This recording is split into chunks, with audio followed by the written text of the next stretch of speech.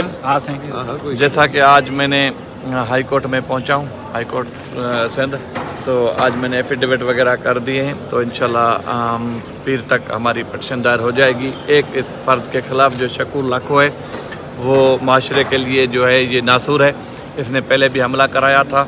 और सिंध पुलिस में ऐसे जो एक दो फ़र्द हैं ये सारे इदारे को बदनाम कर रहे हैं, और ये जो कबायली झगड़े हो रहे हैं उन सारे इन ऐसे ऑफिसरों के वजह से हो रहे हैं। तो इंशाल्लाह मैं अपनी अदलिया से पुरउम्मीद हूँ, और ऐसा मैंने ख़त भी लिखा है, प्रेसिडेंट ऑफ पाकिस्तान को ख़त लिखा है, और मैंने सीएम सिंध को भी ख़त लिखा है, मैंने ये होम मिनिस्टर साहब को भी ख़त लिखा है, और आईजी साहब को भी ख़त लिखा है, डीआईजी सखर को भी ख़त लिखा है।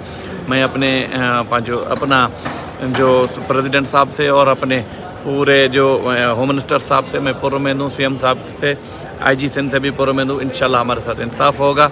ये एक फ़र्द जो है ये भेड़िए के रूप में है, तो इसी ऐसे फ़र्दों की वजह से जो है ये कबायली झगड़े होते हैं। कबायली झगड़े जो हैं वो मुआशरे के लिए नासूर है।